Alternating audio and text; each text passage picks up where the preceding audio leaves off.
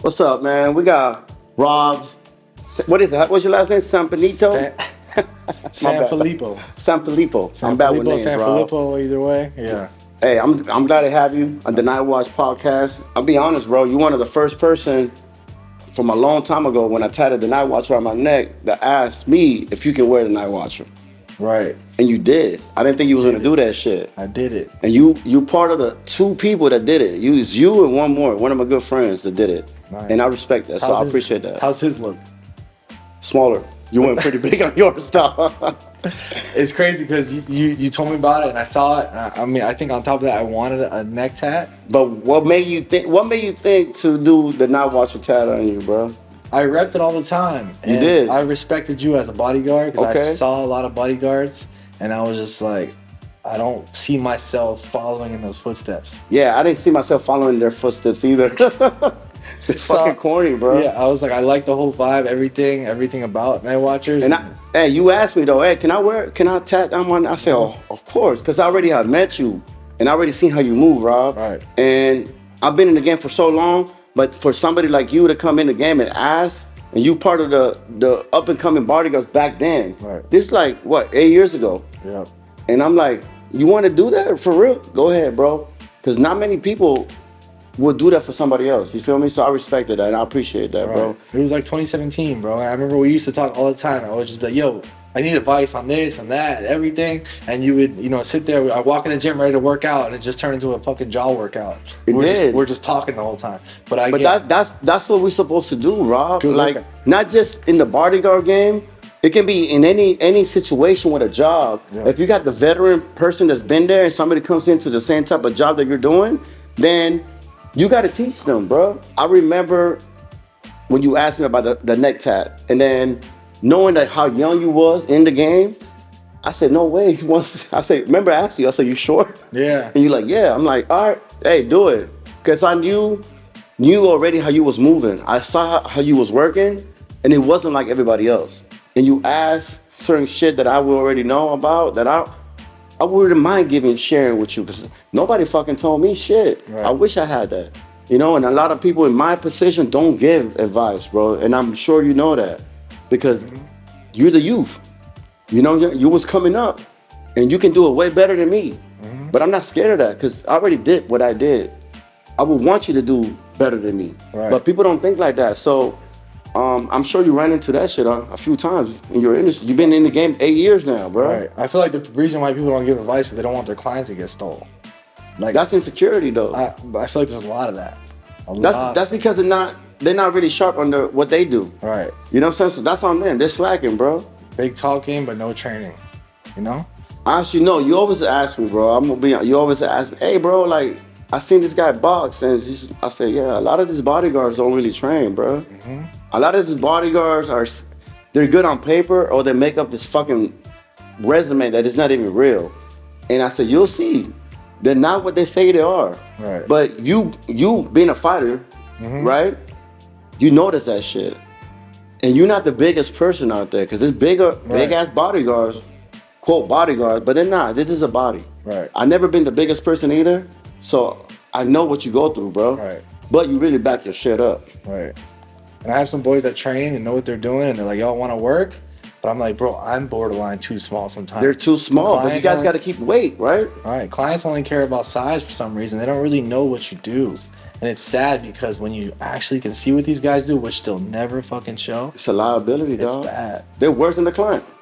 They're worse than the person that they're protecting. Right. So the clients are paying for a service that they can do better than that person they got. And it's just a good look to have them around. I call it crowd pushers, bro. They crowd pushers. You know what I'm saying? That's just. Yeah. I'm glad you noticed that because I didn't want to tell you that when you was coming up, but you had to see it for yourself, and then you would define certain people how, and you keep them there. Right. As I started from a club, I started to think, who can I listen to? Because I've known that all through my life. Like, you want to listen to people that have the results you want.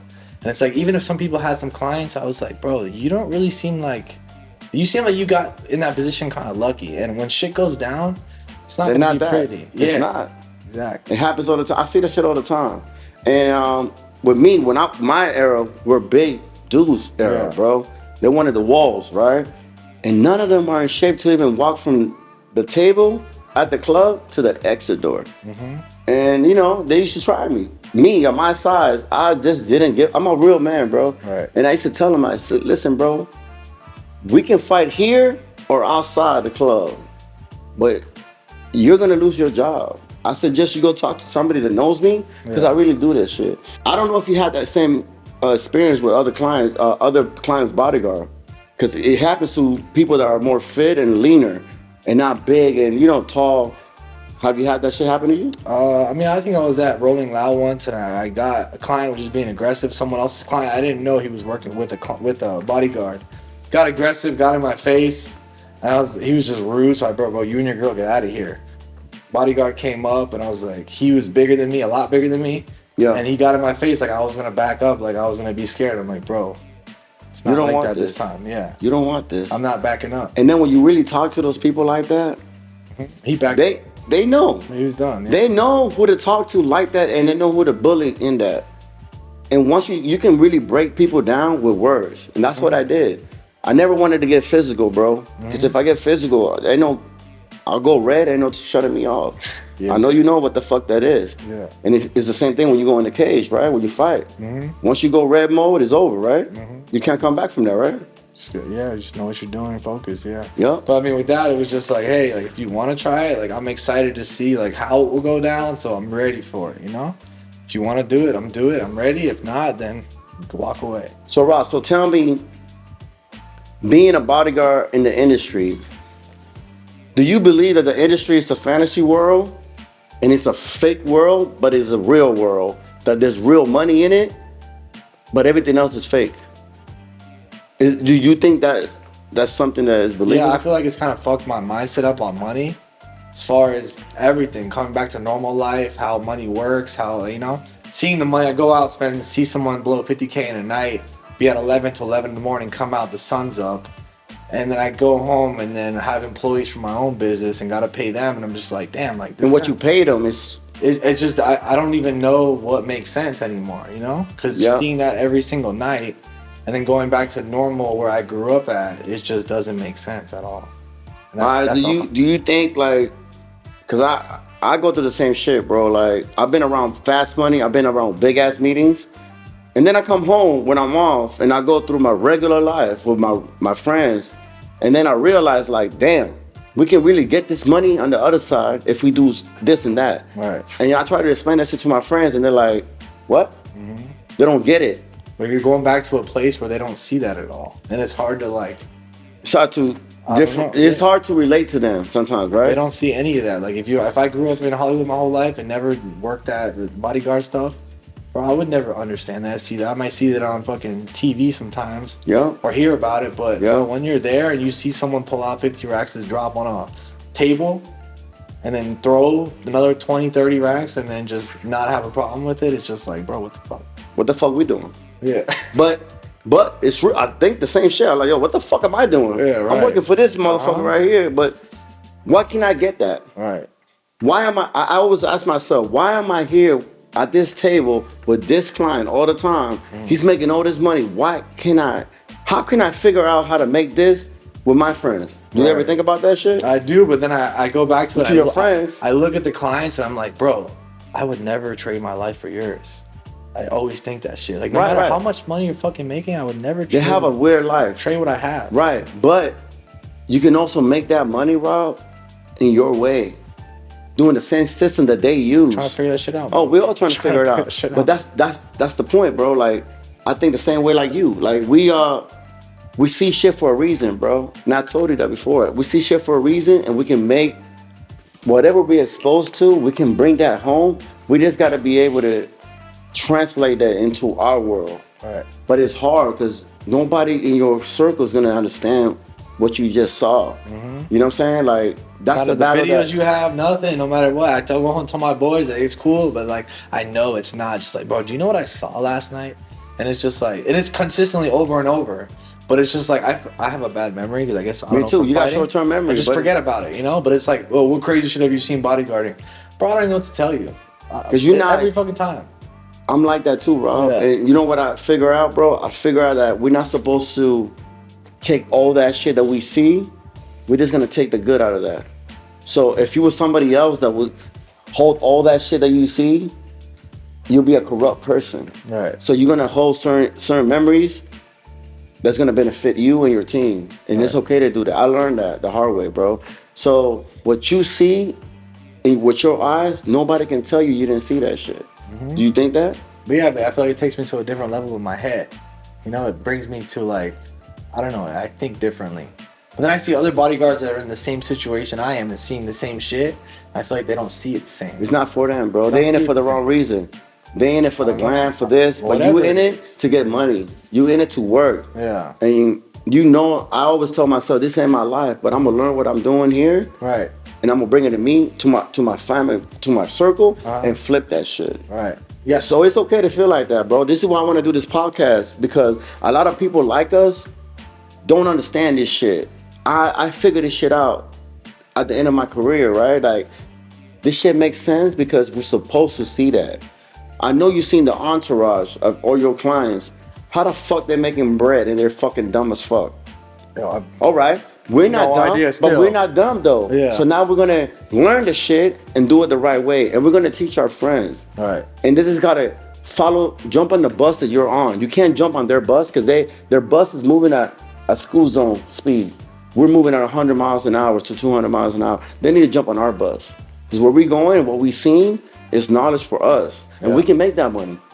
And like I said before, like, we can go on vacation without our clients. We can live that life with our family, bro. That's why we exposed to that. That's what I want, bro. I know that's what you want. That's what I want too. bro. And it can happen. That's why I want to change the way people see bodyguards, the way that people see security, because motherfuckers, you guys are not even on here. You've been on jets. Yeah. Motherfuckers don't get on jets like that. That's not normal, bro. Right. To have a job that you can get on a jet, that's not normal. Right. But why did you get on that jet? You're supposed to. Yeah. You're supposed to be there, Rob. Sometimes And then over there's my ways, head, bro. huh? Yeah. Sometimes over my head. I don't even know. I don't even think about it. You know.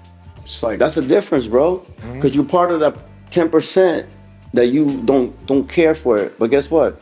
You're supposed to be there, and you gotta figure out a way to do that with your family and show them. Yeah. That's the whole purpose, bro. That's all I want. I know, bro. and we're gonna do it. And Right. a lot of people like us. Not every bodyguard can relate to this shit. The fucking clowns stay doing clown shit. Only the few will understand, and it's the way we think, bro.